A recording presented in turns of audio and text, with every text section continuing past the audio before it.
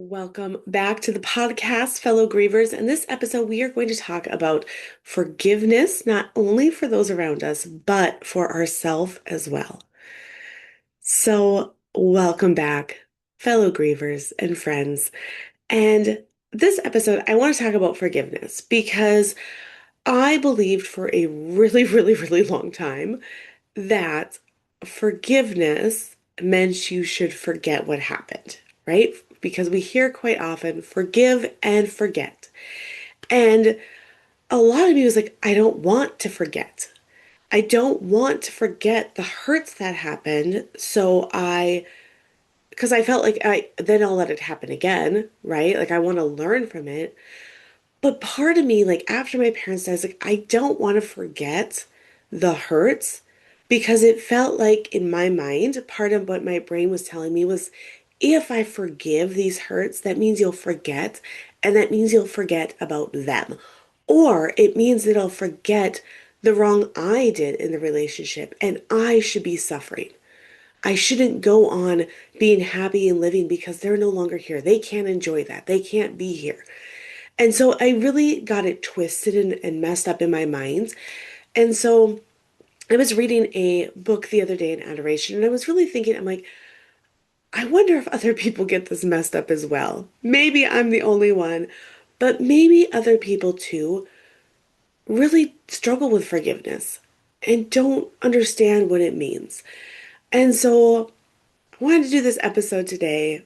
It's kind of on the fly. I didn't really have any notes or type anything up. I just wanted to speak from the heart of my experience with forgiveness and where that has led me, and hopefully a few tips at the end that will help you as well. So, as some of you know, or maybe most of you know if you've been here a while on my podcast, that my parents both died in 2019. My dad died of a long journey with prostate cancer at the end of July, and my mom passed away about 4.5 months later, December, um, in a tragic winter storm snow accident. And then a month after my mom died, so in January of 2020, I found out that there was a lot of credit card debt that my husband had hid from me for our whole marriage, so about a decade of lies and hiding all that. And then COVID hit, right? And I was working as a hospice nurse at the time, and so there was a lot of, I would say most things in my life changed. Most things changed. So at that time, I want to say I'm still pretty young. I feel young at heart, okay? So I'm gonna say I'm young. Um, I was 32 at the time that my parents died. Just recently turned 33 a few weeks before all this came out with my husband. So not really, I would say, ready for what happens when not only one, but both your parents die, is it instantly overnight felt like, oh my gosh, I'm an adult now. Which kind of felt like silly at the time too, where I'm like, okay, well, I've been an adult for a long time. I've always been very independent. I've always been one like, as soon as I graduate and get out of high school, like I'm leaving, I'm not looking back, which, isn't true. Of course, like I'd come back, I'd visit, bring my kids around, like had a good relationship with my parents, but always prided myself on like, I got this. I can do this alone. And then when my parents died, it's like, oh my gosh, I'm really an adult now. I don't know the answers to most things. I don't know how to do this on my own. There would be even questions like, oh my gosh, like I wish I could call my dad. He would know. I wish I could call my mom. She would know the answer to that. And so it just felt like to me like very overwhelming, obviously. And like I said, everything in my life changed. My parents died. We had six young children. My work drastically changed with the COVID stuff. As a hospice nurse during that time, my work kind of stopped because home health and hospice, I should say, because I like on the home health side of things, they were really trying to not have people go into people's houses, right? So like just a lot of changes in a very short amount of time. And a giant change in my relationship with my husband because now I knew I had been lied to for 10 years. I had been lied to basically like our whole relationship. Even when we were dating, there was lies. So everything shifted, everything changed. And part of a lie that I believed, or I believe this whole lie of if I forgive, that means I need to forget and nothing will change, right? That was the part that kind of gets unspoken is like, if I forgive and I forget, nothing will change. My husband will not know how much I'm hurt. He will just keep doing the same things to me. He will keep lying to me. He'll keep manipulating me. If I forgive my parents for, any past wrongdoings, that means I don't love them because I'm trying to not accept them for who they are. And I should just accept them for who they were, all their flaws and everything. Yes, partly. But again, in my grief, in the twisted upness of it, it made me believe that I wouldn't remember them. Or even like, I would say more so not remembering them, but almost like diminishing them, right? Like, trying to think of the word I want to use. Like dishonoring their memory. That's what like that I would be dishonoring their memory if I then was walking back through past hurts to forgive them and have compassion for them. Like, oh my gosh, well, they're dead, so they could do no wrong, right? I think sometimes we see that a lot. And especially like as Catholics, we should not believe that because we need to pray for their souls, right? We believe in purgatory. Hopefully, my parents at least made it to purgatory, if not heaven. And so, if we just believe, like, oh, they were perfect, they did no wrong, that can give us a sense of false security that maybe our loved one just kind of jumped into heaven. And so I always want to pray for the person who died, right? That God in his mercy, no matter where their faith was at, no matter what journey they were on, God is so merciful and he saw all their flaws. He sees all of our flaws. And so by us praying for them, of course, like and offering our sacrifices and sufferings can help them get into heaven. So part of my struggle was also like I didn't want to just accept that okay they're just in heaven, don't want to forget about them, but I also don't want to dishonor their memory and almost like talk bad about them in my mind. So I had this internal battle going on. And again, as I was journeying forward, the biggest thing that would come up for me a lot was the forgiveness in my marriage. And so I'm going to give a few examples of that and maybe hopefully give a few tips. And then I'm going to jump to death and how we can walk through with that with compassion and forgiveness as well. So, in my marriage, that was a lot of the forefront of my mind a lot. I chose, I mean, maybe unintentionally, to kind of tuck away my parents' death. And I was like, I'll think about that later because what was important to me at the time was figuring out my marriage. It was in such disarray. It was shattered. And my husband and I were trying to put the pieces back together the best way we knew how, which, of course, in our humanness, both of us failed a lot, probably, especially those first couple years after all this, right? Like, we failed a lot on trying to patch this up and fix this and put the pieces back together. But that also helped me realize, like, oh, we are just two humans together. We both come with our own brokenness, with our own wounds, and we're trying to kind of heal those wounds, not really knowing how. We're kind of floundering with that. And we're both trying to fix the other person, right? I want to say that those first few years, like that was, I don't want to say a mistake because, again, it was done out of such compassion and love, I think, from both of us.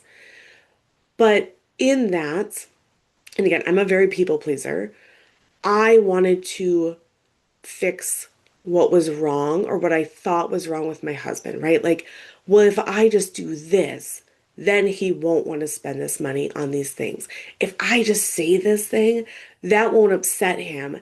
So he can't regulate his own emotions. So he goes shopping online when I go to bed, right? Like I internalized all that. And in a way, I was trying to play God because it was like, well, if I just do this, then he'll do these things, right? I was trying to control him. And again, it was very much out of love and compassion. partly for myself because I wanted to fix the marriage, and also for my husband. I saw that he was struggling with a lot of things. I saw the way he thought about himself. And so I was trying to control that. I was trying to fix that. And it wasn't working, right? It wasn't working. And so maybe you have somebody in your life who has done a lot of wrong to you. Like I said, I was reading what kind of brought up this forgiveness. I was reading this book in adoration yesterday, and this book, she has chronic illness, and she was talking about the doctors over the years that would dismiss her or, have a surgery done and it wasn't done correctly or as well as it maybe could have been with a different doctor. And so she had a lot of immense like anger almost towards these doctors who did her wrong over the years. And she's like, I was talking with my husband and he was like, well, they're human as well. Like no doctor, or I would say most doctors, like doctors don't go in trying to hurt you, right? Like doctors go in wanting to help, using the information they have and thinking this is the best path forward. I want you to listen to me. You need to listen to me because this is what's going to happen. Like I know best. And so she saw that and she's like, I just like I needed to just let that go. And like again, not letting go is forgetting that it happened. She's like, but I wanted to extend forgiveness towards them. I wanted to start having compassion for them, start looking at them as a human and as a human on they were trying to do the best they could. They were trying to use the knowledge they had to help me. And so, in comparison when with my marriage, I was like, oh, like in the beginning, like I was trying to fix my husband with the information I had, with the tools I had. And I thought, if I fix this, then everything will be good, right? Just like those doctors, I'm sure, looked at her and were like, well, do this. This will fix it. She's like, no, you're not listening to me. You're not hearing me. Like that's not it. Like I know there's something else. And they'd be like, well, nope, this is it. If you're not going to take my advice, move past it. And I feel like in comparison, that's what I was doing those first few years with my husband. So about 2020, 2021, 2022, I was getting more information. I was, trying to do self-discovery. I was trying to do self-reflection, but I was doing it in a way to say, okay, husband, like do this, then we will be healed. Then we will be fixed. This is what I know. This is what should be done. And he was saying, you're not hearing me. You're not hearing my hurts. You're not listening to me. You're dismissing me. And vice versa, right? Like I could say the same thing about him. I was telling him all these things, and he was saying, well, just do this. Just do this. Follow this. This is what I know. And I was screaming and saying, you don't hear me. You're not listening to me. You're not seeing me. And so I'm saying this because I think a lot, like I know a lot of times with grief, there are so many different relationships that we think this person will support us, or they will be there for us, or they will say the right thing. And so we go to them and we give our heart and our soul saying these things to them. And in return, we feel dismissed. And we hear them saying, well, if you just did this, this will get better. And that can feel even more painful on top of the pain that you're already carrying. And so I want to first and foremost say, like, this is just completely normal. Because again, this is our humanness. This is what I've realized in my relationship with my husband. Like, it's just our humanness. And most humans are good. Most humans are trying their best. And in our want to try our best, we fail, right? We fail miserably. And so if you can relate to this, if this is you and you're like, yes, I've had a friend that is this way, or a relative, or a spouse, and every time I confide in them, I feel dismissed, I feel hurt. I want us to start looking at me like, okay, but they're human, right? They have their own brokenness. And then some of that might mean that if it's, an outside person, you're like, okay, I'm just for the sake of myself, for the sake of my healing, I'm just not going to really confide in them for, X amount of weeks or X amount of months. It doesn't mean I'm never going to talk to them again. It just means I might not bare my soul and confide in them with all the hurts that I'm going through because their reaction isn't what I need right now. And so I'm just going to have that boundary. I'm going to be like, okay, like I'm not going to talk to that person about it, but I am going to talk to this person over here. This person really has responded in the way that I feel love. And so I'm going to confide more in them.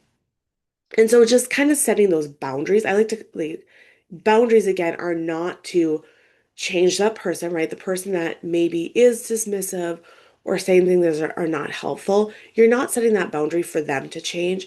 You're setting the boundary for yourself to care for yourself and see what you need and recognize what you need during this time. And it's for you to say, okay, I'm going to show up for myself in this way. And that has taken me a really long time to work through and figure out.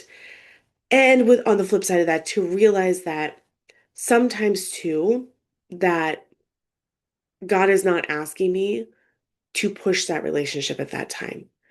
God is asking me to step back so he can step in. And it feels horrible. Okay, it feels horrible. It feels like a loss of control. It feels like, especially for me, like I was trying to do that my whole life. I was trying to not can control in a way of like manipulating and trying to twist, but really control in a way of like, I really love this person. I see what our relationship could be, and I want that. And so if they would just do this, or if they would just do that, right? And then finally, God like smacked me upside the head with it. It's like, but Nicole, that is not your work. Your work is to focus on you and what you are doing, what actions you are taking to heal yourself. And that just kind of stopped me in my tracks. And again, it's a very much work in progress. I would say it's probably within the last year that I've been kind of playing around with that and experimenting and asking God really where I can step back so he can step in. And so that is like on the relationship side of it, right? Having compassion. And through that, then having compassion for yourself as well. And I want to talk about that a little bit more at the end, but I also want to talk about forgiveness for those who have passed away because it can feel like we don't want to remember them in a bad light, right? We kind of want to forget all their flaws and imperfections that they had. And I don't know. I think my siblings and I we did this pretty well because, right after my parents died, we would joke around about like the way mom would like lash out and how we would joke about how, well, if it was time for church and we were running late, which we typically were, we were always late as a family, always. Mom was fending for herself. She would leave all of us to go find a pew and we were on our own. So we would joke about that. But the reality is like, yes, my parents were very caring and giving, but they also, again, had flaws. We would talk like my dad, how stubborn he was, right? So like, and we would joke and laugh about that. And so I just want people to remember that it's okay to remember your loved ones in their humanness, because that was the experience that you got to have with them so far, right?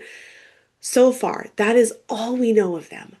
Is their humanness, is their faults and their flaws and their little quirks and their tendencies that drove you nuts, and the love that they gave to you. In their humanness, that was our relationship with them. And hopefully, God willing, someday we will have a relationship with them that is beyond their humanness, right? Hopefully, we will all get to heaven and we will have a deeper relationship with them. We will know them on a spiritual level then. And so I just want to invite you to, again, look back through. your relationship with the person who's passed away and look at it in truth and look at it in, yes, all the ways that maybe they did mess up. Maybe they, like my mom, she kind of had a temper. I have a temper. Okay? Like I yell at my kids more days than not. In fact, I don't even know if there's ever been a day where I have not yelled at my kids. And now I know because in my humanness, noise extremely overwhelms me. And especially noise when I'm trying to decide something or figure something out, and there's any kind of noise. It's too much for me. I just am like I can just feel the tension and the stress just pinging around my body. And so I know that. I know that's my humanness. I'm working on it, but so far I am failing at it, right? Like, or failing in the sense of not not being able to yell at my kids. So that's also how my mom was. And so she was not perfect. Again, my dad was very, very stubborn. Stubborn to the point where if he got mad, he would not talk for a week or more. Like, not talk to anybody in the house.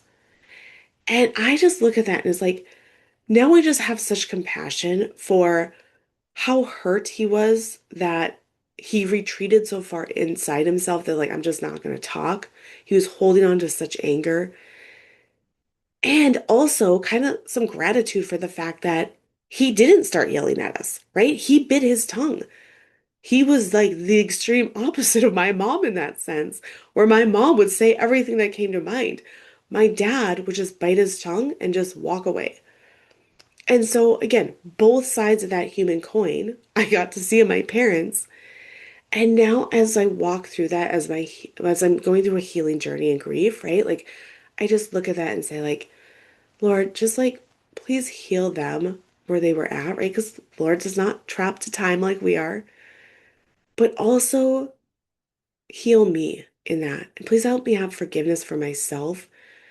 And please, like, forgiveness for the things that I did wrong as well, for the times that I've talked back to them, or, like they would give me permission for something, but I would go farther than that, or that I didn't appreciate them. And so that's what I want to talk about too, is our own humanness and how healing, starting to take steps towards healing and forgiving ourselves as well. And that really is the one that a lot of times I get hung up on, right? That I think, well, I should suffer a little bit more, or I don't think that like I'm deserving of this forgiveness, or like whatever your brain wants to tell you, like I'm not good enough, I'm failing.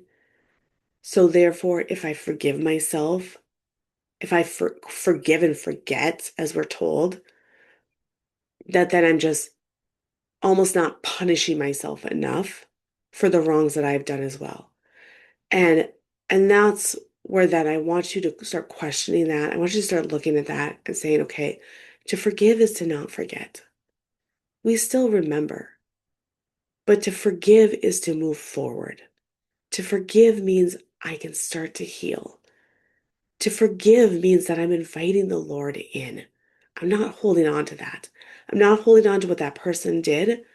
I'm also not holding on to what I did, because I'm also a human and I deserve forgiveness as well.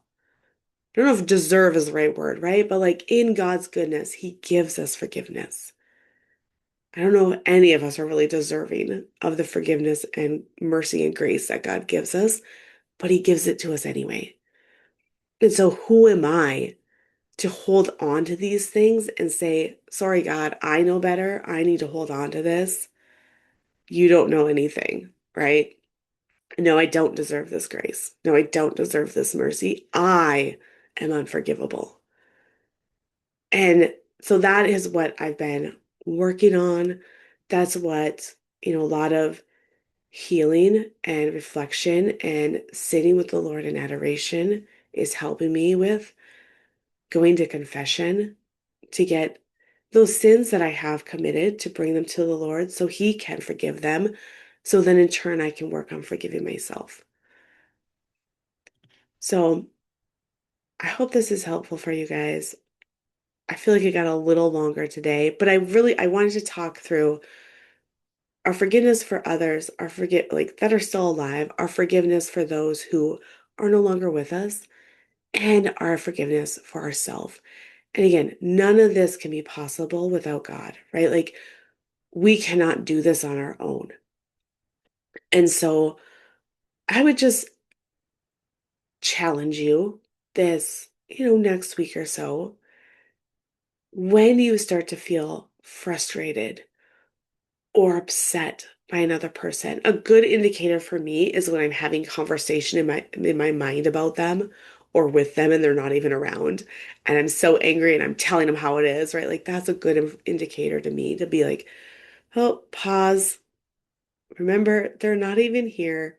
These things have not even happened. This is all in your mind." And then I turn to the Lord and I try to invite him in. Say, "Okay, Lord, I'm feeling really unsettled around this. I'm feeling a lot of I don't feel calm. I'm missing your peace around this. So please grant me the gift of peace if that's your will. Please grant me the knowledge to know what steps I should take. Maybe it's confronting the person or say something, or maybe it is just be like, nope, this conversation does not need to happen. I'm going to pray for them and I'm going to pray for healing for them, healing for myself so we can move forward. And you'll know, right, like what God is calling you to. Sometimes He is calling us to flip tables and say things and stand up. But I think most of the time He's calling us to a quieter, more reflective, like take the information and now I can set a boundary, but Lord, please also heal. So that's kind of my hope for you guys this week. That's my prayer that you will be able to turn to the Lord in forgiveness, right? In forgiveness for others, for yourself, and maybe a little bit towards God if you're still angry or upset with him, to talk to him about it and to ask him for the gift of forgiveness towards him to help heal your heart in that way. Because that's what grief is. Grief is a journey of wounds that are coming up over and over again until we deal with them and confront them. So if you are struggling with this, if you are dealing with all these wounds and hurts that keep coming up, please go to CatholicGriefCoach.com, book your free consult call, and we can talk through it. But as always, I am praying for you, and you are so loved. We'll take the next steps together.